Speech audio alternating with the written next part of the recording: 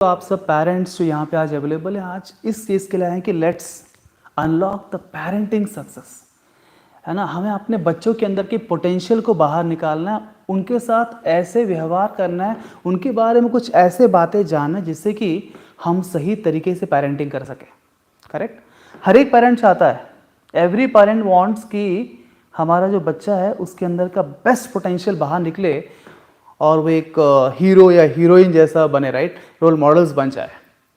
But then वो हम चाहते तो है, हमारा पर्पस तो यही है कि हमारा जो बच्चा अच्छा बिहेवियर करे, सबके साथ अच्छे से रहे और समाज के लिए कुछ योगदान दे और बड़े होकर कुछ तो समाज में अच्छा पोजीशन पे आए, सब उनको रेस्पेक्ट करे। स्कूल में टीचर्स जब रिजल्ट आता है, रिजल्ट के बाद टीचर जब बुलाते हैं पेरेंट्स मीटिंग के लिए, वो अच्छी बातें सुनाए अपने बच्चे के बारे में। ये सब हम सब पेरेंट चाहते हैं और एवरी पेरेंट का यही पर्पस होता है कि वो चाहते हैं कि उनका जो बच्चा है उसका कुछ अच्छा हो जाए, लाइफ में वो खुश रहे, प्रोफेशनली भी कोई हाई पोजीशन पे आना चाहिए, फाइनेंशियली स्टेबल होना चाहिए, लाइफ के अंदर भी अच्छे व्यवहार होने चाहिए और खुश रहना चाहिए, फैमिली के रिलेशन सब मेंटेन करना चाहिए। ये सब चीज़ें हम चाहते हैं, that is the purpose every parent has.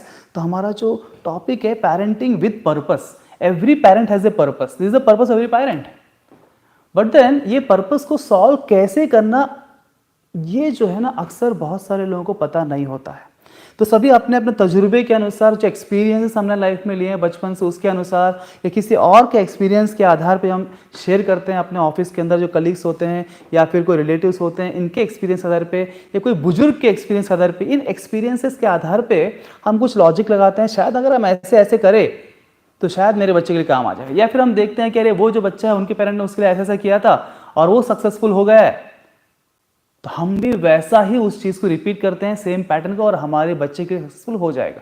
Sometimes it works, yes, ये सब एक्सपीरियंसेस को गेन करके हम कभी कभी कुछ लोगों पे काम कर जाता है, पर हमेशा हर एक बच्चे पे काम करता नहीं है। तो अक्सर हम फ्रस्ट्रेट हो जाते हैं, ऐसा क्यों हो रहा है, जब यही चीज इसके साथ हो रहा है तो मेरे बच्चे के साथ वो सेम टेक्निक काम क्यों नहीं कर रहा है। Because everyone is unique, हर एक जन जो है यूनिक है। तो आज हम कुछ बातें ऐसे करेंगे, एज ए पेरेंट हमें क्या पता होना चाहिए, what all things we must know. तो आज हमारा पहला मीटिंग है, फर्स्ट वेबिनार। हमने आपको प्रॉमिस किया था कि हर महीने एक तो सेशन में लूंगा, वैसे ही मैंने शुरुआत किया, आज पहला सेशन हमारा है। तो ऐसे भी हम सीरीज हो गई, आज सिर्फ खत्म नहीं होने वाले, फर्स्ट सेशन है आपके साथ। बिकॉज पेरेंटिंग एक बहुत बड़ा ह्यूज टास्क है and one of the most important role हमारा लाइफ का एज ए पेरेंट है ना। चिल्ड्रंस को रेज करना एक बहुत बड़ी रेस्पॉन्सिबिलिटी है और समाज को एक अच्छे सिटीजन्स देना भी हमारी रेस्पॉन्सिबिलिटी है, राइट। तो ये एक सेशन में होने नहीं वाला है, तो हम साल भर कनेक्टेड रहेंगे, हर मंथ हम कुछ ना कुछ वैल्यूएबल बातें आपसे करेंगे और उसकी इम्प्लीमेंटेशन कैसे करना इसके ऊपर हम जोर देंगे, राइट। सिर्फ बातें करके छोड़ देना कोई मतलब नहीं, उसका प्रैक्टिकल इम्प्लीमेंटेशन होना बहुत ज़रूरी है।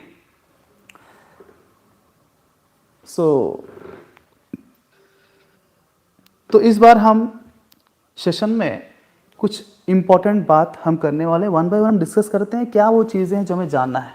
तो लेट्स स्टार्ट विथ, तो सबसे पहले हमारे बच्चों के बारे में ये पता होना चाहिए, there is something called dope test. Dope test क्या है? D for dove, P for peacock, O for owl and E for eagle. तो ये डोप टेस्ट बहुत फेमस है, बहुत सारे कंट्रीज के अंदर लोग जो है जो एम्प्लॉयज को रिक्रूट करते हैं उनका डोप टेस्ट करते हैं कि वो इनमें से कौन सा पर्सनालिटी है। टोटल सभी लोगों को, जितने भी लोग इस संसार में, उनको 4 पर्सनालिटीज में डिवाइड किया, 4 पक्षियों के बिहेवियर के आधार पे उनको, व्यक्तियों को भी डिवाइड किया गया है, उसको हम डोप टेस्ट बोलते हैं। तो डोप टेस्ट के माध्यम से हमको समझता है कि किसका पर्सनालिटी क्या है, बिकॉज हर एक का स्वभाव अलग अलग है, कुछ डाउ होंगे, कुछ पिकॉक होंगे, कुछ आउल होंगे, कुछ ईगल होंगे, है ना। तो इनके बिहेवियर समझता है। तो अगर मान लीजिए हम डोप टेस्ट करते हैं अपने बच्चे का, सबसे डोप टेस्ट करना चाहिए जानने के लिए, अपने बच्चे का भी डोप टेस्ट करने के लिए और खुद का भी करना चाहिए डोप, बिकॉज खुद को पता होना चाहिए हम क्या है, और हर एक जो अलग अलग पर्सनैलिटी उनका आपस में कंपैटिबिलिटी कैसा होगा, राइट। फॉर एग्जाम्पल मान लीजिए आपने डोप टेस्ट किया, टेंशन मत, डोप टेस्ट कहाँ करना है, कैसे करना है, बताऊंगा मैं आपको। आप सांदीपनी में है तो सारी फैसिलिटी यहाँ पे है, पर आपको आज बताना जरूरी है कि क्या होता है ये चीज़ें और इससे क्या बेनिफिट होगा, राइट। तो सबसे पहले मान लीजिए आपका बच्चा डोप टेस्ट हमने किया और मान लो आपके बच्चे का गया डाउ, तो आप में से ऑलरेडी कुछ लोगों ने किया है, राइट। ऑलरेडी आप में से कुछ लोगों ने संदीपनी में डोप टेस्ट DMIT के माध्यम से किया है, और जिन्होंने नहीं किया है उन्हें करना चाहिए, बिकॉज करने के बाद आपको समझेगा क्या बेनिफिट है। अगर कोई बच्चे का आ गया डाउ या किसी का आपने किसी का डाउ, व्हाट इज द डाउ? डाउ पर्सनालिटी के जो लोग रहते हैं वो बहुत ही स्टडी पर्सनालिटी होते हैं। वो इंट्रोवर्ट्स होते हैं, वो उतना एक्सट्रोवर्ट्स नहीं होते हैं, वो अंदर अंदर अपने सोचते हैं, ज़्यादा वो खुल के बाहर एक्सट्रोवर्ट्स होते नहीं हैं। और डाउ पर्सनालिटी जो लोग होते हैं बहुत इमोशनल होते हैं, और वो दूसरों के बारे में बहुत केयर करते हैं, है ना। किसी को कुछ भी प्रॉब्लम हो गया तो तुरंत वो हाजिर होंगे उनको सपोर्ट करने के लिए। आपको अगर इसे फ्रेंडशिप करना है ना, तो डाउ इज द बेस्ट पर्सन। डाउ जो अपने फ्रेंडशिप में इतना लॉयल होता है कि अपने दोस्तों के लिए कुछ भी कर सकता है। आपने सुना होगा, a friend in need is a friend in deed. ये स्टेटमेंट डाउ के लिए 100% लागू होता है। अगर आपका कोई फ्रेंड डाउ है तो आप पूरा विश्वास कर, डाउ जो है अपने दोस्त के लिए कुछ भी कर सकता है, दूसरों के लिए हदें पार कर देता है, और कभी कभी इस चक्कर में इसे वीकनेस भी बन जाता है। डाउ का ये स्ट्रेंथ भी है कि वो बहुत इमोशनल है और दूसरों को बहुत करता है, वो ही स्ट्रेंथ उसका वीकनेस कब बन जाता है? जब इतना दूसरों के लिए करता है खुद का भूल जाता है। दूसरों की मदद करने के चक्कर में कभी कभी वो खुद की चीजें करना भूल जाता है, आउट ऑफ द बॉक्स चला जाता है। तो डाउ पर्सनालिटी के लोग ऐसे होते हैं। तो हमको पता होना चाहिए अपना बेटा अपना बेटी जो है किस पर्सनालिटी के है, राइट। तो उनका बिहेवियर ऐसा क्यों है हमको समझ में आएगा, क्या वो डाउ है। तो आज हम बस शॉर्ट बातें कर रहे हैं, डिटेल में बात नहीं कर रहे हैं। फर्स्ट सेशन है, डिटेल में हम बात करेंगे जब आपने ये सारे टेस्ट कर लिए होंगे, आपके पास रिपोर्ट्स आपके सामने होंगे। नेक्स्ट टाइम आपके हाथ में रिपोर्ट्स होना चाहिए, फिर हम बात करेंगे। फिलहाल ये क्या है हम समझते हैं। डाउ के पर्सनैलिटी जो लोग होते हैं ना, ये झगड़ों से दूर रहते हैं। लड़ाई झगड़ा से बिल्कुल उनको कोई ताल्लुक नहीं चाहिए। वो कन्फ्रंट करना बिल्कुल पसंद नहीं करते हैं। अगर मान लीजिए उदाहरण के लिए कोई रास्ते पे आप जा रहे हो, आप गाड़ियों को टोक देता है, अगर वो डाउ पर्सनैलिटी वाला है, राइट, किससे थोड़ा एक्सीडेंट हो गया है, तो बोलेगा जाने दो, रिपेयर कर लूंगा, पर झगड़ा वगड़ा मुझे करना नहीं, जाने दे, कोई बात नहीं, निकलो भैया यहाँ से, झगड़ा नहीं करना है। पर मान लो वही ईगल होता ना, अगर वही ईगल होगा तुरंत नीचे उतरेगा, क्या बे, हाँ गाड़ी टोकता तो एक मारूंगा तुमको, ये ईगल है। तो आप देखते हैं ना ट्रैफिक पुलिस, अगर कभी कभी देखा आप रील्स दिखते होंगे, वहां पे देखो कोई आदमी ऐसे गाड़ी रोकता है, उतर के पुलिस को ही मारता है, क्या तुम ऐसे झगड़ा करते हैं। वो ईगल्स होते हैं। ईगल पर्सनैलिटी के लोग डोमिनेंट होते हैं, वो एक्स्ट्रावर्ड्स होते हैं, आउटवर्ड सब कुछ, मतलब बोल्ड होते हैं, मतलब लीडर्स होते हैं ईगल वाले।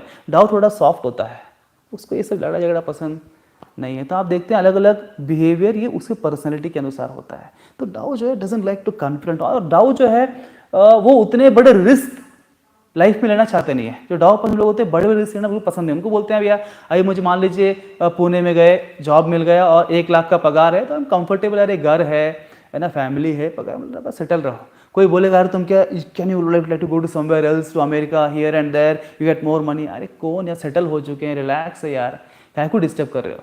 उनको उतना चेंज पसंद नहीं है। वो एक जगह स्टेबल हो गए ना, बस उसी में रहना पसंद करेंगे, जितना है उतने में खुश रहो। ज़्यादा बड़े बड़े टारगेट रखने की जरूरत नहीं है, बड़ा एम्बिशियस होने की जरूरत नहीं है। बोलते बड़े बड़े एम्बिशन क्या करने का। एंड डाउ के जो पर्सनैलिटी लोग होते हैं ना, पीपल ओरिएंटेड होते हैं। वो जो है उनके लिए लोगों का इमोशन और रिलेशंस ज़्यादा महत्वपूर्ण है पैसों से। तो कुछ लोग आपने सुना ऐसे बोलते हैं, ये पैसा वैसा में क्या रखा है, ये बड़े बड़े एम्बिशंस, इससे ज़्यादा मेरे लिए इंपॉर्टेंट है रिलेशनशिप्स, मेरे रिलेशन ज़्यादा इंपॉर्टेंट है पैसों से, एम्बिशन से। तो ये जो लोग होते हैं ना, ये डाउ पर्सनैलिटी के अंदर प्रोमिनेंटली ये कैरेक्टरिस्टिक देखने के लिए मिलता है। दूसरा है आउल, डोप टेस्ट। अब जो लोग आउल होते हैं, आउल बहुत कम होते हैं जनरली। अगर टेस्टिंग अगर हम करते हैं तो बहुत कम लोग होते हैं जो आउल पर्सनैलिटी के होते हैं। ये आउल जो होता है ना, ये लोग जनरली, अभी आउल मतलब इंडिया में अगर आउल मतलब कोई बोले आउल मतलब हिंदी में बोलते उल्लू, अगर किसी को हम बोलेंगे आप उल्लू है तो गुस्सा आएगा। परंतु आप देखेंगे जो आउल है, इसको बाहर कंट्रीज में एक मोस्ट इंटेलिजेंट पक्षी के रूप में जाना जाता है। एंड बहुत जगह पे नेट में आप सर्च करेंगे ना, कुछ जगह ऐसे पढ़ाने का ऐसा रहता है, आउल का फोटो देखिए, एक चश्मा पहना रहेगा और हाथ में एक स्टिक रहे, ऐसे कुछ समझा रहा है। तो owl is considered one of the most intelligent bird.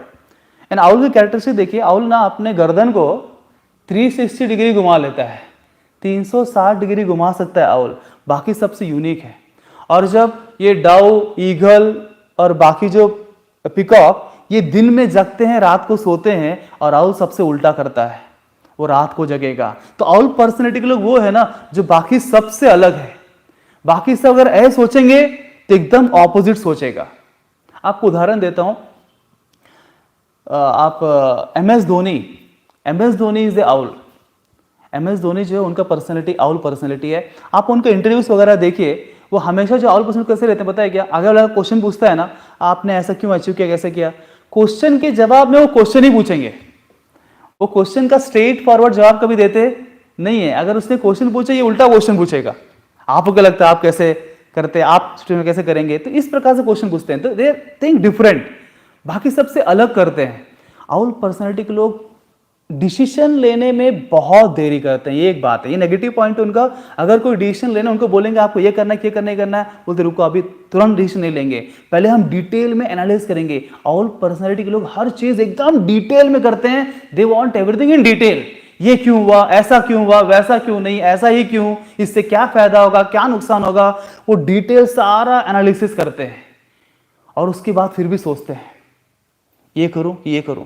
तो यू सी दैट जो आउल पर्सनैलिटी के लोग होते हैं, कुछ बच्चे आप देखिए वो तुरंत डिसीजन लेते नहीं है, वो they take lot of time. But एक बात अच्छा है, एक बार उन्होंने डिसीजन लिया तो फिर पीछे हटने वाले नहीं है, दे पीछे नहीं हटते हैं। And there will be loyal employees. अगर आप एम्प्लॉइज की बात करते हो तो जनरली जो कंपनी से वहां पे देखते हैं आउल पर्सनैलिटी के लोग, ये समझ जाना वो धोखा नहीं देंगे, वो कंपनी छोड़ के भागने वाले नहीं है। वो बहुत लॉयल होते हैं, एक ही जगह पे स्टिक करते हैं और रूल्स एंड रेगुलेशंस उनके लिए बहुत इंपॉर्टेंट है। पर एक बार समझ में आया तो, कन्विंस हो गया तो वो फुल फ्लैश फॉलो करते हैं। तो ये आउल पर्सनैलिटी के लोग हैं, बहुत लॉजिकल होते हैं हर चीज के लिए। ये भी जो है आउल जो है ये बड़े बड़े रिस्क लेना पसंद नहीं करते हैं, वो लाइट रिस्क लेता है। एंड आउल जो है बहुत अच्छा काउंसलर्स बन सकते हैं। ये उनका बिकॉज एनालिटिकल थिंकिंग बहुत अच्छा होता है, लॉजिकल थिंकिंग बहुत अच्छा होता है, उनका डिटेल्ड एनालिसिस तो बहुत ज्ञान होता है उनके पास, तो ज्ञान देने में बहुत अच्छे होते हैं, अच्छे काउंसलर्स भी होते हैं। थर्ड पर्सनैलिटी है पीकॉक। अगर किसी का पर्सनैलिटी पीकॉक आ गए, इफ देयर पीकॉक्स ना, पीकॉक आप जानते देखिए एकदम चमक दमक के साथ, राइट। तो आप देखेंगे ऐसे जो पर्सनैलिटी के लोग होते हैं ना, they are very good speakers. वो चाहते हैं कि सबके सामने आए बोले। अब बहुत लोग देखते हैं क्लास में जब बोलते हैं बच्चों को कौन आगे आएगा, बहुत सारे बच्चे पीछे हट जाते हैं, नो नो सबको आगे नहीं आना है। बट कुछ लोग होते हैं मुझे आना है, सीधे यार उनको सबके सामने आना है। एंड दे विल टॉकेटिव, ये भी एक लक्षण है पीकॉक का, वो बहुत बोलते हैं और वो जोर जोर से बोलते हैं बिकॉज वो चाहते हैं सब मेरी तरफ देखे। They want to be centre of attraction, वो सबको अपनी ओर आकर्षित करना चाहते हैं। और वो पर्सनैलिटी पे ऐसे होते हैं कि वो आकर्षित करते हैं। वो लोग जो है ना बहुत अच्छे स्पीकर्स होते हैं, वेरी गुड स्पीकर्स। वो इतना अच्छा बोलते हैं, करिज्मेटिक लोग उनकी तरह आकर्षित होते हैं बिकॉज उनकी पर्सनैलिटी वैसी ही होती है पीकॉक की। पर एक थोड़ी सी प्रॉब्लम पीकॉक से होता है, आप देखेंगे अगर आपके कुछ बच्चे ऐसे होंगे, वो टाइम मैनेजमेंट, वो टॉकेटिव तो है, सबको आकर्षित करना चाहते हैं, हवा करना चाहते हैं, पर उनका टाइम मैनेजमेंट बहुत पुअर होता है। उनको टाइम से वो लेने देना नहीं है, वो बहुत बोलते हैं, बस टाइम मैनेजमेंट बहुत बुरा होता है। But they can be, because वो लोग जो है ना बहुत पॉजिटिव थिंकर्स होते हैं, ऑप्टिमिस्टिक होते हैं, बहुत एंथुजियास्टिक होते हैं, बहुत एनर्जी से भरे हुए होते हैं और हमेशा पॉजिटिव थिंकिंग की वजह से वो लोगों को इंस्पायर करते हैं। वो दूसरों को मोटिवेट करना, दूसरों को इंस्पायर करने का काम करते हैं पीकॉक्स, राइट। वो भी लीडरशिप क्वालिटी उनके अंदर होता है, दूसरों को इंस्पायर करने का काम करते हैं। तो ऐसे भी लोग ये पीकॉक्स होते हैं। लास्ट जो ईगल्स होते हैं, ईगल्स आर बॉर्न लीडर्स। वो पैदाइशी लीडर होता है। जो बड़े बड़े कंपनी के सीईओस होते हैं वो सब ईगल्स होने चाहिए, बिकॉज ईगल जो है लीड करता है। ईगल की क्वालिटी देखिए, ईगल्स जो लोग होते हैं ये हाई रिस्क टेकिंग होते हैं और ये लाइफ में जो डिस्ट्रैक्शंस और प्रॉब्लम्स आते हैं ना, जल्दी डिस्टर्ब नहीं होते हैं बाकी लोगों की तरह। आपको पता ईगल की क्वालिटी है, जब तूफान आता है ना, आंधी तूफान आता है, सारे तूफान में जो पक्षियों के जो घोंसले होते हैं उसे टूट जाते हैं, तो वो लोग यहां वहां शेल्टर के लिए भागते हैं, परेशान हो जाए सब पक्षी। पर ईगल पता क्या करता है, ईगल बादलों के ऊपर चला जाता है। अब बादल के नीचे है ना सारा तूफान बारिश, ईगल बादलों के ऊपर चला जाता है और वहां उड़ता है, वो डिस्टर्ब नहीं होता है। तो ईगल पर्सनैलिटी के लोग जो होते हैं ना, जनरली उतना आसानी से लाइफ में जो प्रॉब्लम्स आते हैं उसे डिस्टर्ब होते नहीं है, उनको पता है उनको। और ईगल के जो पर्सनैलिटी लोग होते हैं ना, वो टास्क ओरिएंटेड होते हैं, पीपल ओरिएंटेड नहीं होते हैं। उनको इससे नहीं फर्क पड़ता किसको क्या सोचते हैं, कौन क्या बोलेगा, वो बस अपने धुन में रहते हैं, जो उनको सही लगता है वही करते हैं बस। कौन क्या बोलेगा, कौन क्या नहीं बोले, कौन क्या सोचेगा, कुछ फर्क पड़ता उनको नहीं है। इसलिए बहुत बार क्या होता है, बहुत लोग ईगल जो पर्सन लोग होते हैं उनको लोग नफरत करते हैं, उनसे ईर्ष्या करते हैं, उनके उतने मतलब फैंस नहीं होते इन द सेंस। क्योंकि लोग जलते हैं, अरे ये बहुत भाव खाता है, ऐसा क्या है इसके पास, बिकॉज उनका पर्सनैलिटी ही ऐसी होती है कि वो हर चीज़ है ना उस अंदाज में करते हैं, बाकी लोगों को दिक्कत आती है। तो ईगल जो है बहुत डोमिनेंट होता है, राइट। तो ईगल पर्सनैलिटी के लोग बहुत बड़े कंपनी के लीडर्स बन सकते हैं, बिजनेसमैन बन सकते हैं। बस थोड़ी दिक्कत ये होती है कि ईगल टास्क ओरिएंटेड होता है तो लोगों को थोड़ा हर्ट हो जाता है उनकी बातों से। वो बोलते हैं इस टाइम पे ही काम होना चाहिए, बस होना चाहिए मतलब होना चाहिए। और डव एग्जैक्टली उसका ऑपोजिट है। डव क्या बोलेगा कि अच्छा आपको दिक्कत है, कोई बात नहीं, हम साथ में कर लेते हैं। Dove is a team player, सबको साथ में लेके चलना है, हम साथ साथ हैं, वो डव। ईगल अकेला गेम खेलता है और उसको टास्क इंपॉर्टेंट है, काम टाइम पे हुआ कि नहीं हुआ। तो अगर हम समझ जाते हैं किस पर्सनालिटी का कौन हमारा बच्चा है या हमारी पर्सनालिटी भी क्या है, घर पे लोगों की पर्सनालिटी क्या है, मेरी वाइफ की पर्सनालिटी क्या है। जैसे मेरे केस में मेरी वाइफ ईगल है और मैं डव हूँ, और ईगल और डव का तो एकदम ऑपोजिट नेचर है। Eagle is task oriented, Dove is people oriented. Dove is emotional, eagle को इमोशन से फर्क पड़ता नहीं, ईगल और डव का जमता नहीं है। पर जब मुझे मालूम चला ना मेरी वाइफ ईगल है, तो मुझे समझा अच्छा इसलिए प्रॉब्लम है। पर उसकी प्रॉब्लम नहीं, उसकी पर्सनैलिटी ही वैसी है। इनबॉर्न शी इज ईगल, तो उसको डोमिनेंट नेचर होना ही है। इससे क्या होगा, रिलेशन हमारा और बेहतर बन गया, बिकॉज मैं समझ सकता हूँ हाँ इसका नेचर ही वैसा है, इसीलिए मुझे इसके साथ ऐसा ही डील करना है। ईगल को आप, अगर आपका बच्चा ईगल है तो उसको आप चिल्ला चिल्ला के बात करोगे ना, वो काम नहीं करेगा, वो पढ़ाई भी नहीं करेगा। उसको बोलोगे कर तो ऐसा, अब तो मैं नहीं करूंगा, अब तो मैं नहीं करूंगा। Give respect and take respect, eagle है।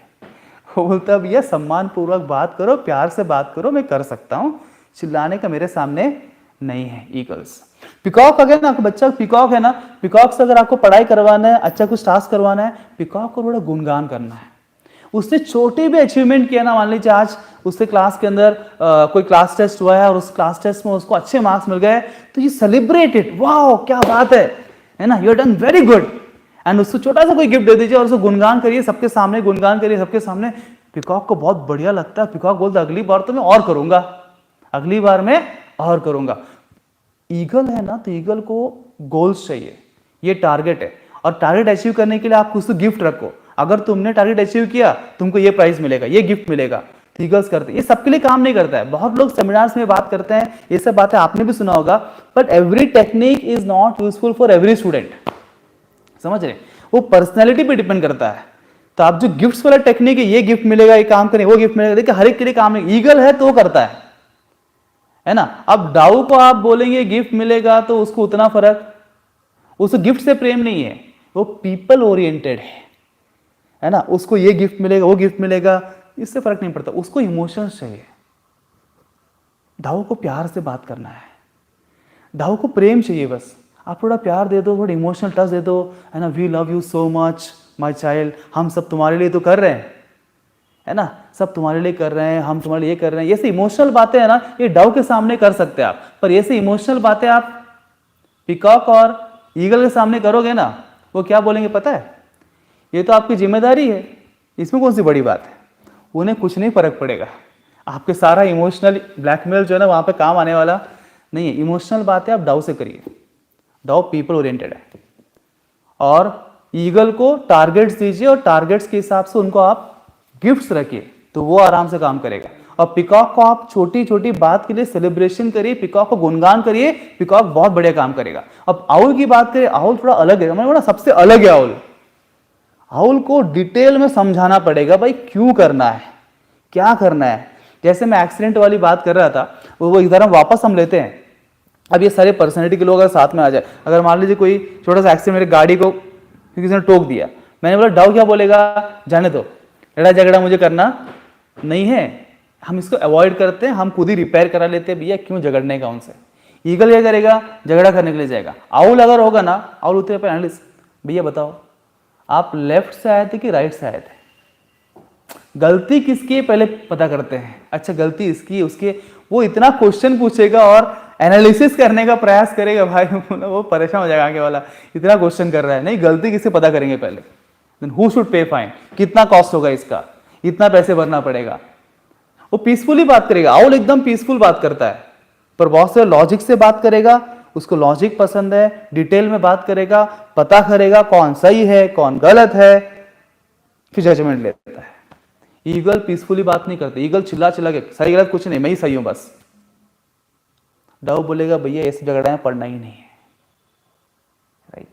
तो ये हर एक व्यक्ति का पर्सनैलिटी को समझना बहुत ज़रूरी है। इस पर्सनैलिटी को समझेंगे तो उनके साथ हम कैसे डील करना चाहिए पता चलेगा। As a parent how should we deal with our children such that we can bring the best out of them. This is the first part of it जो हमें पता होना चाहिए। I hope the parents who are attending session, आपको ये बातें click हो रही कि आपको लग रहा है कि रिलेवेंट है? क्या आपको ये जो बातें मैंने बताई अभी तक अलग अलग पर्सनैलिटी के बारे में, क्या ये पर्सनैलिटी के बारे में जानने से आपको लगता है कि आपके बच्चे के साथ डील करना बहुत आसान हो जाएगा? अगर आपको ऐसा लगता है तो कमेंट सेक्शन में आप डालिए yes sir, put yes yes yes before you go ahead to the next part of the seminar और वेबिनार, जहाँ कुछ और बातें करेंगे और कौन कौन सी बातें हमें समझना जरूरी है। You can put yes, yes, yes in the chat box.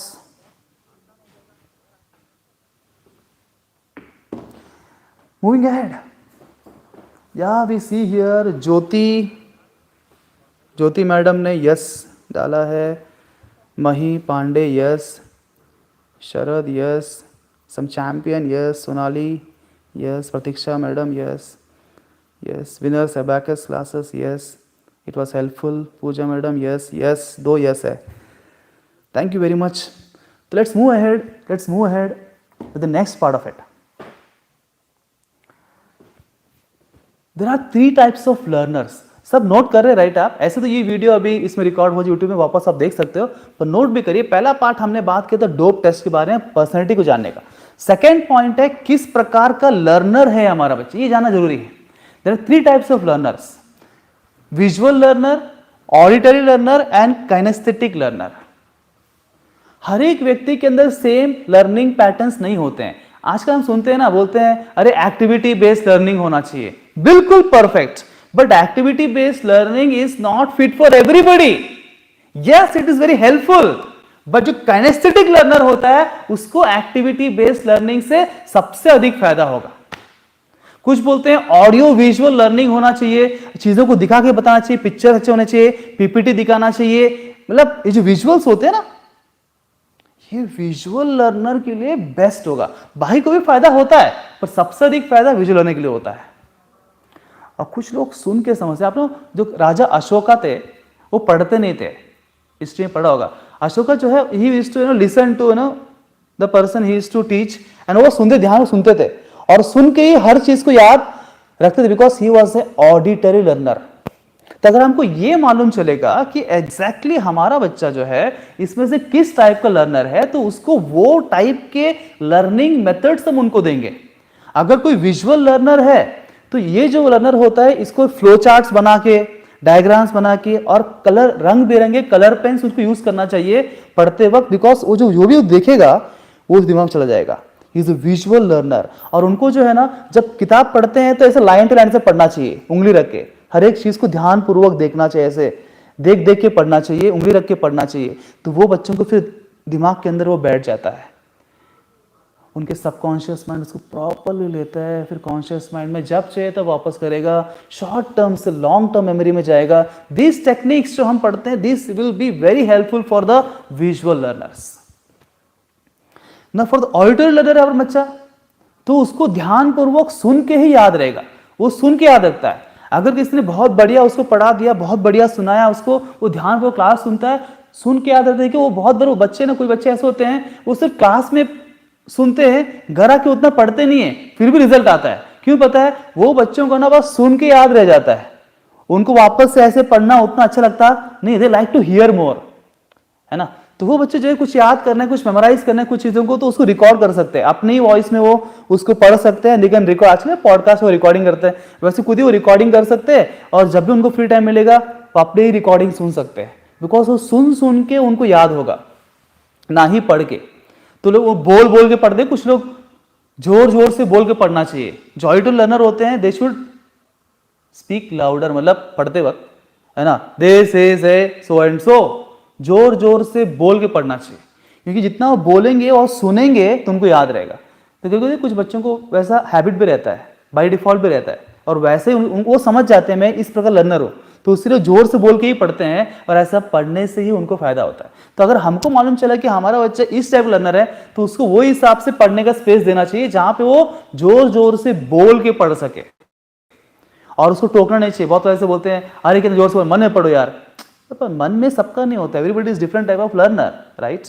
वैसे कोई कनेस्थेटिक लर्नर है, अब देखो कनेस्थेटिक लर्नर वो है तो उसको ना ऐसे एक जगह बैठ के पढ़ने को नहीं जमेगा, थोड़ा से वो चल के पढ़ेगा, वो खड़ा हो जाएगा, दे विल स्टडी, बिकॉज वो उसका कैनेस्थेटिक इतना ज्यादा है ना, तो उसका बॉडी एक जगह स्थित ही नहीं रह सकता है, उसका उंगलियां हिलते रहेंगी, उसको बॉडी हिलाना है। बॉडी कैनेस्थेटिक के लोग जो होते हैं उनका बॉडी एक्टिव होता है, वो कुछ एक्टिविटी करके, कुछ एक्टिविटीज करके ही सीख सकते हैं, कुछ ना कुछ सेंसस को चाहिए, फील चाहिए हाथ से पकड़ के, या कुछ ऐसे आपने कुछ टास्क दे दिया, वो टास्क कंप्लीट करके उससे वो सीखते हैं। और ये पढ़ाई तो वो टास्क अगर होता नहीं ऐसे ही पढ़ना है, तो दे प्रिफर उनको ना चलते हुए पढ़ना चाहिए, चलते हुए, सोचते हुए, हाथ करते हुए, हैंड मूवमेंट करते हुए, ये ऐसा हुआ था इसको ऐसा करना चाहिए, इसके बाद फिर ये यहाँ से यहाँ गया, है ना, दिस काइंड ऑफ एक्शंस। वो जब एक्शन करके पढ़ेंगे, हैंड मूवमेंट करके, चल के, kinesthetic refers to bodily activities, जितना अपना पूरा बॉडी का इस्तेमाल करेंगे वो पढ़ाई करते वक्त, उतना ज्यादा उनको चीजें याद रहेगी।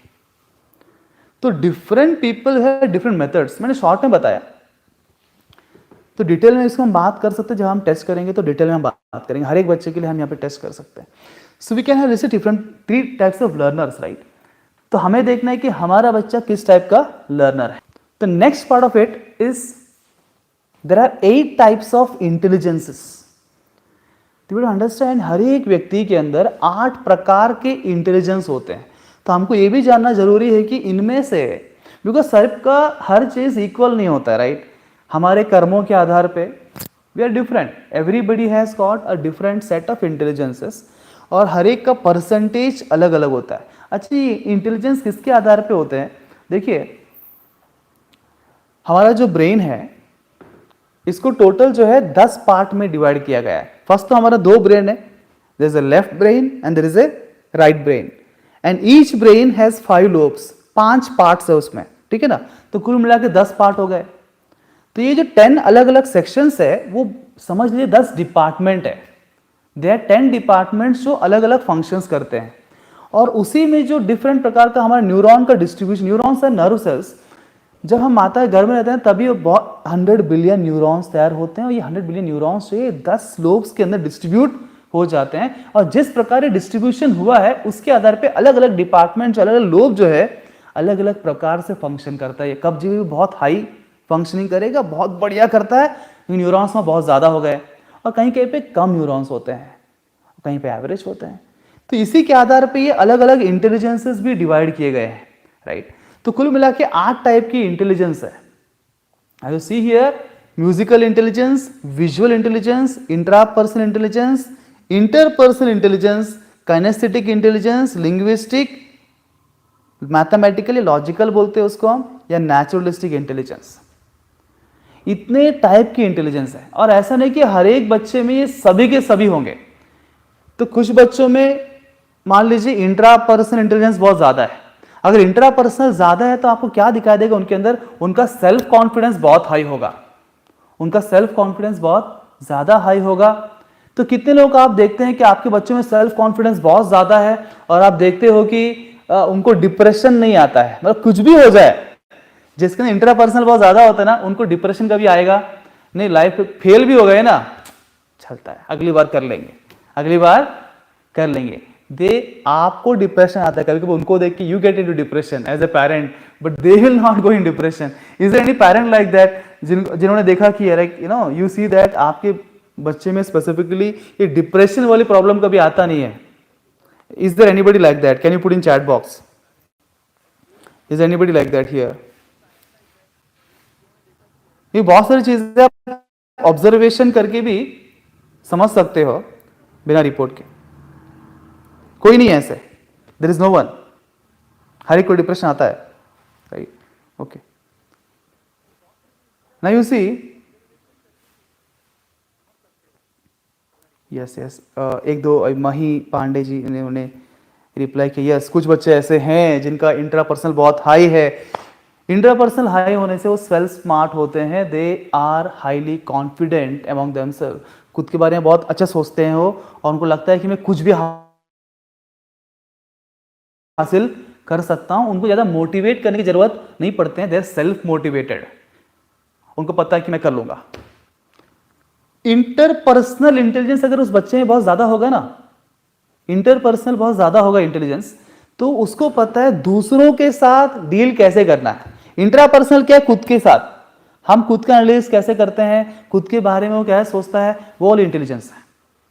और इंटरपर्सनल दूसरों के साथ डीलिंग कैसे करना है, how to deal with others, उसके फ्रेंड्स हो, फैमिली मेंबर्स हो, टीचर्स हो, कैसे उनके साथ वो डील करना चाहिए, ये उनके इमोशन को कितना समझेगा।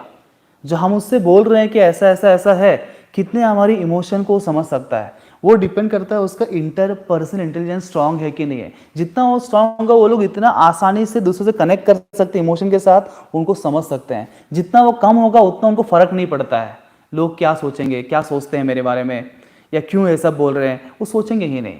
ऐसा अगर इंट्रापर्सनल कम हो गया ना, तो बच्चों को हर छोटे छोटे प्रॉब्लम में डिप्रेशन आता है। इसका कारण क्या है, इंट्रापर्सनल कम है, तो हमको जानना पड़ेगा एग्जैक्टली कहाँ है, कहाँ कम है। वैसे अभी देखिए नेचुरलिस्टिक इंटेलिजेंस है, द नेचर स्मार्ट, तो नेचुरलिस्टिक इंटेलिजेंस अगर बहुत ज़्यादा होगा ना, तो बच्चे जो हैं they will very good observers, they are very good observers. चीज़ों को मान लीजिए अगर आप कहीं उनको ले गए घूमने के लिए, और वो पार्क में ले गए, तो वहाँ से घूम के वापस आए, आप उसको पूछेंगे ना उस बच्चे को वहाँ पे क्या क्या था, वो आपको पूरा बताएगा। हम जब एंटर किए तो यहाँ पे ये था, उसके बाद हम वहाँ पे गए थे, फिर वहाँ पर उन्होंने ये चीज़ें रखी थी खेलने के लिए, फिर हम आए गए थे, फिर वहाँ पे एक छोटा सा नदी था, वहाँ बोटिंग चल रहा था।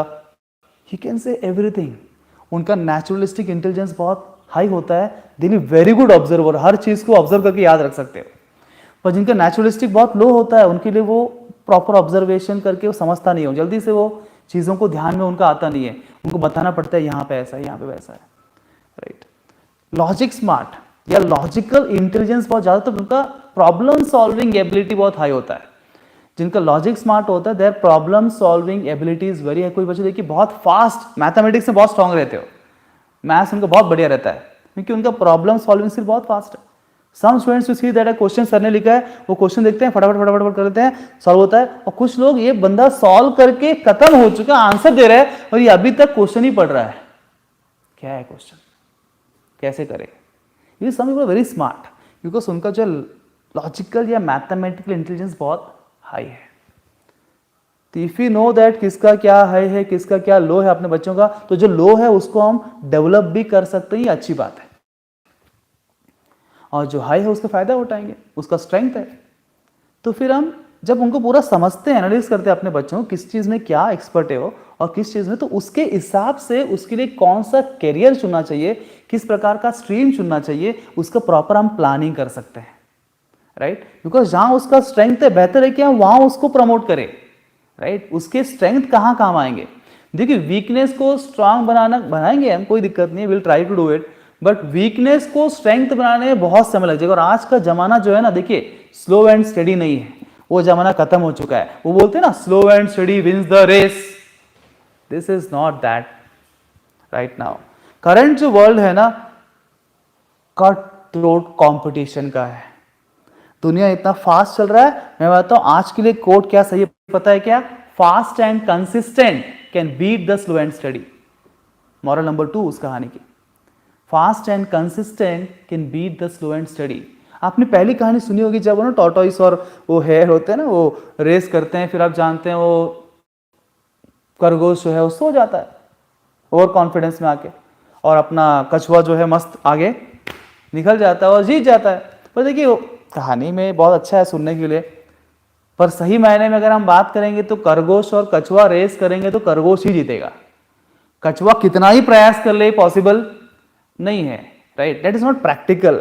तो अगर आप रियल लाइफ सिनेरियो बात करें, खरगोश अगर ओवर कॉन्फिडेंट नहीं होता, वो कॉन्फिडेंटली अगर खेलता, तो हम बोलेंगे fast and consistent can beat the slow and steady. And आज का जमाना है फास्ट एंड कंसिस्टेंट का, not the slow and steady, because ये कॉम्पिटिशन का जमाना है, यहाँ स्पीड भी चाहिए और एक्यूरेसी भी चाहिए, राइट। तो ये सब बातें उसी लिए जान के जो स्ट्रेंथ हमारे बच्चों की, उसके ऊपर हम काम करें, उसका स्ट्रेंथ किस, कौन सा इंटेलिजेंस स्ट्रांग है, उसकी पर्सनैलिटी कौन सी है, वो किस प्रकार लर्नर है। व्हेन वी नो दिस, तो हमारा जो प्लान उसके लिए होगा परफेक्ट होगा। विदाउट नोइंग दिस क्या कर रहे हैं, हम एक्सपेरिमेंट कर रहे हैं बस, हम उसके ऊपर अलग अलग एक्सपेरिमेंट करेंगे, जनरल गाइडेंस करेंगे, स्पेसिफिक नहीं है। The guidance should be very very specific with respect to उसकी personality, with respect to the type of learning style उसके पास जो इनबिल्ट भगवान ने दिया है, with respect to किस प्रकार का इंटेलिजेंस का स्ट्रांग है और कौन सा वीक है। अगर वीक है और वो लग रहा है उस करियर के लिए, तो उसको स्ट्रांग बनाना पड़ेगा। अदरवाइज करियर ही ऐसे चूज करे कि जिसमें उसका स्ट्रेंथ है, राइट। तो बहुत सारी बातें आगे के लिए सॉल्व हो जाती हैं और आज के लिए भी सॉल्व होते हैं। वह किसी बच्चे का मान लीजिए लिंग्विस्टिक बहुत पावरफुल, लिंग्विस्टिक मतलब कि वर्बल कम्युनिकेशन है, non verbal communication. Communication language को पढ़ के समझना, पढ़ना, रीडिंग करना, बोलना, समझना। लिंग्विस्टिक बहुत उनको वर्ड स्मार्ट, तो क्या होगा, ऐसे होते हैं ना कुछ बच्चे क्या होते हैं क्लास में ग्रास्पिंग पावर, आपने वर्ड यूज किया होगा अपना, ग्रास्पिंग पावर बहुत बढ़िया है।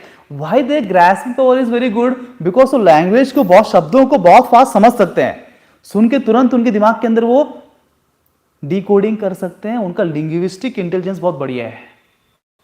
और वो कुछ लोग अपने मन से ना लिख लेते हैं, आप ऐसे लिखने बोलो, they can write it very fast, अपने मन से बना बना के लिख लेते हैं। अब बोलते हैं बना बना के लिख लेते हैं अपने बच्चे। और कुछ ऐसे होते हैं वो जो पढ़े हैं वही लिख सकते हैं, खुद के मन से लिखने बोलो नहीं लिख सकते, बिकॉज उनका लिंग्विस्टिक वीक है। जिसका लिंग्विस्टिक वीक होगा, अपने मन से लिखना उनको बहुत मुश्किल होगा, और लिख भी दिया तो बहुत सारे मिस्टेक्स रहेंगे उसके अंदर। और जो लैंग्वेज स्मार्ट होता है, they can write their own passages, उनको समझना, लिखना और बोलना में एक्सपर्ट होते हैं, राइट। तो ये इसकी वजह से उनका ग्रास्पिंग पावर में फर्क पड़ जाता है। और ये लोग लैंग्वेज भी बहुत फास्ट सीख लेते हैं, जो लिंग्विस्टिक इनका बहुत स्ट्रांग रहता है, मल्टीपल लैंग्वेजेस सीख लेते हैं। कोई भी लैंग्वेज सीखना है ना उनके लिए बहुत आसान है। कुछ बच्चे देखिए बहुत स्मार्ट होते हैं, they learn German, they learn French and all this things, and they learn very fast. Learning सब कर सकते हैं, ऐसा नहीं कि बाकी लोग नहीं कर सकते हैं, पर जिसका वो स्ट्रांग होता है इंटेलिजेंस, वो जल्दी कर लेगा और मोर एफिशिएंटली कर लेगा। जिसका वो वीक होता है, उसको वही चीज करने में बहुत समय लगेगा और उतना परफेक्टली कर भी नहीं पाएगा। ये डिफरेंस होता है। वैसे ही आगे हम बढ़ेंगे तो देयर इज कैनेस्थेटिक इंटेलिजेंस। जैसे कैनेस्थेटिक बहुत अच्छा होता है उन बच्चों से, देर वेरी एक्टिव होते हैं, उनका बॉडी बहुत एक्टिव होता है, वो स्पोर्ट्स में बहुत आगे जाते हैं, स्पोर्ट्स वगैरह में, बिकॉज जहां बॉडी की आवश्यकता है, बॉडी एक्टिव होने की जरूरत है, उसके लिए कैनेस्थेटिक चाहिए, दिस बॉडी स्मार्ट। तो दो students are very good at sports. अब जिनका कैनेस्थेटिक बहुत लो होता है, देखिए they don't like to be so much in the sports, भागा दौड़ी नहीं, वो क्या, वो इंडोर गेम्स खेलते हैं। चलो भैया हम कैरम खेल लेते हैं, चेस खेल लेते हैं, लूडो खेल लेते हैं, बाहर जाए कौन दौड़ेगा यार। And even if sometime they have the interest of going there and have some bodily activities, उतना नहीं, जल्दी थक जाएंगे वो लोग, उनका कैनेस्थेटिक उतना नहीं है और ज्यादा वो अपने को पुश नहीं कर सकते हैं, राइट। तो कैनेस्थेटिक भी डिपेंड करता है। देखना ये बच्चे कैनेस्थेटिक बहुत स्ट्रांग है, मतलब स्पोर्ट्स के अंदर बढ़िया कर सकता है, they can do very good in sports. What is left, visual intelligence. Visual intelligence में क्या होता है, visual intelligence is basically a special intelligence, जहां पे चीजों को जो देखो रिकॉल करने का जो हमारी कैपेसिटी होती है, जब कोई चीज को हम पढ़ते हैं, देखो एग्जाम बोलते हैं, कोई बच्चे बोलते हैं ना, अरे मैंने पढ़ा तो था यार, कल तक तो मुझे याद था, अभी याद नहीं आ रहा है, और एग्जैक्टली एग्जाम में याद नहीं आता है, और एग्जाम खत्म हो गया, जैसे एग्जाम हॉल से बाहर निकले, अरे उसका आंसर ये था। ये जो रिकॉल का प्रॉब्लम है, समय पे रिकॉल कभी भी नहीं, राइट समय पे जो रिकॉल होने का जो इंटेलिजेंस होता है ना, वो है स्पेशियल इंटेलिजेंस या विजुअल इंटेलिजेंस। वो चीजों को याद रखना और उसको समय पे याद दिलाना, उसमें अलग अलग ऑफ कोर्स डिफरेंट लोग काम करते हैं, दो लोग मिलकर वो काम करते हैं विजुअल इंटेलिजेंस। तो वो चीजों को, कोई भी चीज को ध्यान में रखना, उसका फ्लो चार्ट्स बना के उसको ध्यान में रखना, उसको विजुअलाइज करना, उसे पिक्चराइज करना दिमाग के अंदर, उन चीजों को सही समय पे रिकॉल करना, ये सारे टेंडेंसीज वहां से आते हैं। तो कुछ लोग तुरंत भूल जाते हैं, उनको याद ही नहीं आता है, उनका वो वहाँ पे थोड़ा कमी होगी। और कुछ लोग बहुत एक्सपर्ट होते हैं चीज़ों को, मतलब डायग्राम्स बना के पूरा बड़े चैप्टर को छोटे में कन्वर्ट कर लेते हैं, शॉर्ट नोट्स बना लेते हैं, कुछ डायग्राम्स बना लेते हैं, मतलब उनका विजुअल इंटेलिजेंस बहुत स्ट्रॉन्ग है। और कुछ तो बैठे बैठे बता देंगे, ऐसे आंख बंद कर सब दिखता है उनको, ऐसे ऐसे ये है, इधर से ये है, तो ये उसको मतलब बहुत ज़्यादा विजुअल इंटेलिजेंस है। एनी टाइम उनको पूछो टकाटक बता देंगे आपको सब कुछ, उनका रिकॉल वैल्यू बहुत स्ट्रॉन्ग है, मतलब उनका विजुअल इंटेलिजेंस बहुत स्ट्रॉन्ग है। Musical intelligence, of course music world से ये भी सही है कि उनको म्यूजिक में अधिक इंटरेस्ट रहता है, उनका म्यूजिकल इंटेलिजेंस बहुत स्ट्रांग है। जितने भी सिंगर्स हैं, अच्छे अच्छे टॉप सिंगर्स है जो म्यूजिक वाले हैं, उनका म्यूजिकल इंटेलिजेंस बहुत स्ट्रांग रहता है, इसीलिए वो उसमें बहुत अच्छे परफॉर्म करते हैं टॉप परफॉर्मेंस होते हैं। तो उसको ऑलरेडी स्ट्रांग है और वहीं पे गया है। वैसे किसी काइनेसिटी में दो पार्ट होता है, फाइन मोटर स्किल्स होते हैं, ग्रॉस मोटर स्किल्स होते हैं। किसी अगर फाइन मोटर स्किल्स बहुत स्ट्रांग रहता है तो वो एक्ट्रेसेस बन सकते हैं। जो भी एक्ट्रेसेस है, विलन्स है, जो द बेस्ट परफॉर्मेंस होते हैं, अवार्ड्स मिलते हैं उनको, आप बोलते हैं क्या एक्टिंग करते हैं, क्योंकि उनका फाइन मोटर स्किल्स बहुत ज़्यादा है, राइट। हर चीज़ का अलग अलग इसके आधार पर डिपेंड होता है। पर वो कैसे अभी इत्तेफाक से लोग वहाँ चले गए, कुछ फेमस हो गए, कुछ नहीं हुए हर फील्ड में। पर पहले से ही हमें पता है कि मेरे बच्चे के इसमें से कौन कौन सा स्ट्रांग है, किधर वो अच्छा बन सकता है, कहाँ वो बेस्ट परफॉर्मर बन सकता है, तो हम प्लान कर सकते हैं।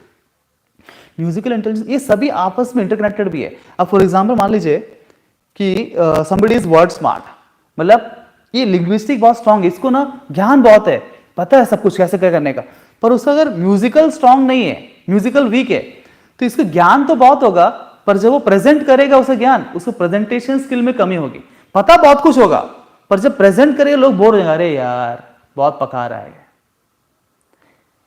पर उसका म्यूजिकल भी स्ट्रांग है, लिंग्विस्टिक भी स्ट्रांग है, तो पता है क्या होगा, ज्ञान भी होगा और उस ज्ञान को ऐसे प्रेजेंट करेगा, बिकॉज उस शब्दों में म्यूजिक ऐड, मतलब रिदम, पहले क्या बोलना है, बाद में क्या बोलना है, क्या बोलना कैसा रहेगा, किस प्रकार किस टोन में बोलना है, कब टोन कम करना है, कब बढ़ाना है, ये जो है ना म्यूजिकल के साथ जोड़ेंगे तब वो अच्छे स्पीकर बन जाते हैं। Like they become very good speaker because they know what to speak and how to speak. अगर काइनेस्थेटिक भी ज्यादा है उसका, तीसरा वाला भी ज्यादा है, तो क्या होगा, एक्सप्रेशंस जो होते हैं उनके वो भी ऐड हो जाते हैं। तो हर एक चीज कनेक्टेड भी आपस में, परंतु हम उसके लिए हमको पता नहीं चाहिए हमारे बच्चे के लिए क्या सही है, फिर उस हिसाब से तय कर सकते हैं। तो ये मल्टीपल इंटेलिजेंसेस है जो हमको जानना है। And the last part of it जो हमको पता होना चाहिए अपने बच्चों के बारे में, आखिरी चीज है, आई नो कि ऑलरेडी टाइम इज 9 o'clock, तो कुछ लोग आप डिनर करते रहेंगे पता नहीं, या कुछ लोगों ने एक्सक्लूसिव टाइम निकाल के सेमिनार के लिए आए हैं, तो बस कुछ और समय 5-10 मिनट्स के अंदर इसको एंड करते हैं। एंड एंड में आपके लिए एक ऑफर भी है जो आज यहाँ पे आए हैं, तो ऑफर के लिए वेट करिए, राइट। इतना पेशेंटली आप सुन रहे हैं तो कुछ तो मिलना चाहिए ना आपको भी, कुछ तो फायदा होना चाहिए। There is an offer for you आज के लिए। देखिए आप, आखिरी पार्ट, हमने पहले बात किया डोप टेस्ट के बारे में, बच्चे की पर्सनैलिटी पता होना चाहिए, DOPE अलग अलग पर्सनैलिटीज पता होना चाहिए, वो डाउ है कि आउल है कि ईगल है, या फिर चौथा क्या, पीकॉक। सेकेंड पार्ट हमने बात किया किस टाइप का लर्निंग स्टाइल बच्चे के अंदर, किस पर लर्नर है, वो ऑडिटरी लर्नर है, विजुअल लर्नर है कि काइनेस्थेटिक लर्नर है, ये पता होना चाहिए। एंड थर्ड चीज, बच्चे का मल्टीपल इंटेलिजेंस, जो 8 इंटेलिजेंस है उसमें से कौन सा इंटेलिजेंस स्ट्रांग है, कौन सा वीक है। और मान लीजिए हमको इस दिशा में जाना है और उसके लिए इंटेलिजेंस जरूरी है इसके साथ साथ, तो इसको कैसे बढ़ाना है इसके ऊपर हम काम कर सकते हैं। If you know what is weak what is strong, and फिर हमारा गोल क्या है, ये गोल है और ये एनालिसिस है, करंट स्टेटस है हमारा, हमको पता यहाँ जाना है और आज स्थिति हमारी ये है और यहाँ पहुंचने के लिए ये चीज़ जरूरत है पर इसकी कमी है, तो उसको फिर हम कैसे बढ़ा सकते हैं, कैसे उसको रेक्टिफाई कर सकते हैं, कैसे बेहतर बना सकते हैं, इस पर हम काम पर भी स्पेसिफिकली काम कर पाएंगे। हाँ, इस चीज़ के लिए काम करना है, अदरवाइज हमको समझते ही नहीं। बहुत लोग सोचते रहते हैं अरे क्या है, क्यों ऐसा नहीं हो रहा है, क्यों तो बहुत मेहनत करता है फिर भी रिजल्ट आता नहीं है, मेरे बच्चे तो ऐसा है, ऐसा क्यों नहीं है। We don't understand only, very simple. आज साइंस इतना एडवांस हो चुका है, हर चीज़ को हम जान सकते हैं। So many things are there, बहुत एडवांसमेंट हमारा हो चुका है। अब एडवांसमेंट और टेक्नोलॉजी का हमें इस्तेमाल भी तो करना है, राइट। इसको इस्तेमाल करके हम अपने लाइफ को और बेहतर बना सकते हैं। That is the purpose of all technology and advancement, right.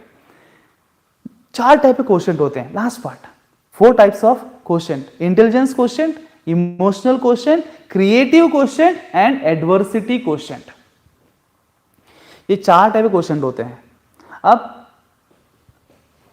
Proper reports के माध्यम से, बायोमेट्रिक एनालिसिस के माध्यम से, जिसमें हम ये सभी टेस्ट कर सकते हैं, ये हर चीज़ के लिए हमको मालूम चलेगा हमारे बच्चे का IQ कितना है। जनरली लोग सिर्फ IQ बहुत फोकस, IQ मतलब इंटेलिजेंस क्वेश्चन, ये आप सबको पता है, IQ इसके ऊपर तो भी ये पूरा जमाना चल रहा है और सब बच्चों को बस IQ डेवलप करने के लिए इतने सारे क्लासेस लगा के रखे हैं, different classes to develop IQ। सारे schools, coaching classes, everybody is focusing on developing the IQ intelligence question. तो कौन बने करोड़पति, IQ, right. But then other questions also are important to live a life. भले ही समबडी सो इंटेलिजेंट इनफ, उसका intelligent question बहुत ज्यादा है, बहुत सारा कंटेंट उसको पता है, दुनिया का हर जीके उसका आता है, हर बात उसका आता है। कौन बने करोड़पति में अमिताभ बच्चन को चौंका देता है, इतना ज्ञान है उसको। परंतु उसके पास इमोशनल क्वेश्चन नहीं है ना, इमोशनल क्वेश्चन नहीं है ना, तो वो लोगों से कैसे बिहेव करना नहीं आएगा। देखिए ये मैथ्स का, साइंस का, एसएसटी का, इंग्लिश का, हिंदी का, ये सारा ज्ञान लेने के बाद that has see it will only help in roti kapda makaan, अच्छा जॉब हासिल करने के लिए, थोड़ा बहुत जो भी करना है। बट लाइफ जीने के लिए लोगों से डीलिंग करना पड़ा, सोसाइटी में रहते हैं, to deal rightly with the people we need emotional question. और कहीं ना कहीं वहां पे कोई काम नहीं कर रहा है, वो अलग बात है, हम डिटेल में बात नहीं करेंगे आज। बस इमोशनल क्वेश्चन इंपॉर्टेंट है, हर एक के अंदर एक इनबिल्ट इमोशनल क्वेश्चन है, पर उसको डेवलप करना जरूरी है, राइट तरीके से ट्रेन करना जरूरी है। भले ही इनबिल्ट चीजें भगवान ने मुझे दी है, पर उसको पोटेंशियल दिया है, पर उस पोटेंशियल को हम बाहर नहीं निकालेंगे, उसकी विधि है, और उसको प्रोसेस नहीं करेंगे तो पोटेंशियल काम का नहीं है। पहली बात तो आइडेंटिफाई करना पड़ेगा ना कि इस बच्चे में कौन कौन से पोटेंशियल भगवान ने गिफ्ट दिए हैं, तब तो उसको बाहर निकालने के लिए हम प्रयास करेंगे। उसको बाहर निकालने का सही प्रोसेस है, उसको कल्टीवेट करना पड़ेगा, ट्रेन करना पड़ेगा, तब जाके वो उसका फायदा होगा। तो उसका इमोशनल क्वेश्चन कितना है, क्रिएटिव क्वेश्चन है क्या, क्रिएटिविटी आज इनोवेशन सबसे इंपॉर्टेंट है। जहां इनोवेशन नहीं है कोई काम के लायक नहीं है, वो बिजनेस हो या फिर कोई जॉब, एम्प्लॉय बने या एम्प्लॉयर बने या सेल्फ एम्प्लॉयड बन जाए या कुछ भी आज बन जाए, अगर आपके पास इनोवेशन नहीं है, कुछ नया नहीं करना है, because everything is changing so fast, वही लोग ग्रो करते हैं आज जमाने में, आगे जमाने जिसके पास इनोवेटिव तरीके हैं, क्रिएटिव तरीके हैं, अलग सोचने की, आउट ऑफ द बॉक्स सोचने की उनके पास आइडियाज है या वो सोचते हैं। तो क्रिएटिव क्वेश्चन अपने पास कितना है, कम है क्या, डेवलप करना पड़ेगा, ज्यादा है क्या तो उसको यूज करना पड़ेगा, बहुत है इसके पास तो राइट डायरेक्शन में उसको यूज नहीं किया तो सारा क्रिएटिविटी कोई काम का नहीं। एडवर्सिटी क्वेश्चन, एडवर्सिटी जब लाइफ में प्रॉब्लम्स आते हैं, एडवर्स कंडीशंस आते हैं, ऐसे कंडीशन जब व्यक्ति हिल जाता है, माय गॉड अब क्या करूं, कुछ समझता नहीं मैं क्या करना चाहिए इस कंडीशन में। ऐसे कंडीशन में उन प्रॉब्लम्स को फेस करके, चैलेंजेस को फेस करके आगे बढ़ने की क्षमता को बोलते हैं एडवर्सिटी क्वेश्चन। कुछ लोग लाइफ में ऐसे प्रॉब्लम आते हैं, क्या समझ में नहीं आता है, दे थिंक ऑफ सुसाइड्स, आजकल बहुत रेट बढ़ चुका है, वो they are not able to face with all that IQ, इतना सारा intelligence, all that money, all that fame, all that everything they achieved in their life, so many degrees, degree, it will not help them solve their problems of life. उस time problem को face करने की क्षमता उनके अंदर नहीं होती है, एडवर्सिटी क्वेश्चन बहुत कम होता है, जिसके वजह से वो टूट जाते हैं। प्रॉब्लम को सॉल्व करने के बजाय उस प्रॉब्लम में इतना जूझ जाते हैं कि they end their life some time, जब वर्ष होता है एंड देयर लाइफ। तो एडवर्सिटी क्वेश्चन डेवलप करना पड़ेगा, कम है तो डेवलप करना, तभी तो लाइफ के प्रॉब्लम को फेस कर सकते हैं। अगर बहुत हाई है तो वेरी गुड, पर लोअर डेवलप करना पड़ेगा। तो ये क्वेश्चंस को जानना भी जरूरी है, तो उसके हिसाब से अपने बच्चों को हम वो हिसाब से ट्रेनिंग प्रोग्राम्स करें। ऐसा नहीं कि ऐसे कुछ भी रैंडम, ये इसका बेटा जो है वो क्लास जा रहा है, तबला क्लास जा रहा है, इसके बेटा क्रिकेट क्लास जा रहा है, हम भी लगा देते हैं, सारे फ्रेंड्स जाते हैं हम भी लगा लेते हैं, ऐसा थोड़ी है। अपने बच्चे के लिए क्या सही है इसका एनालिसिस करना पड़ेगा, इसके लिए क्या जरूरी है क्या जरूरी नहीं है, अच्छा इसका ये स्ट्रेंथ है, ये वीकनेस है, तो उसके हिसाब से वीकनेस को कुछ वीकनेस ऐसे होते हैं उनको हमें कंपनसेट करना ही पड़ेगा, उसको हमको ठीक करना नहीं तो क्या लाइफ में प्रॉब्लम आएगी। और कुछ चीज़ें ऐसी है उतना फर्क पड़ता नहीं है, वी कैन अवॉइड। तो ऐसे कौन से बातें इन पे काम करना है, कौन सी बातें हमको अवॉइड करना है, और कौन से स्ट्रेंथ है जिसको संभालना है, कौन से स्ट्रेंथ को बढ़ावा देना है, ये सब तभी हम प्लान कर पाएंगे जब हमारे पास इस सब चीज़ का रिपोर्ट हमारे पास होगा। तो फिर मिलेंगे हम अगले वेबिनार के अंदर next month. Thank you very much.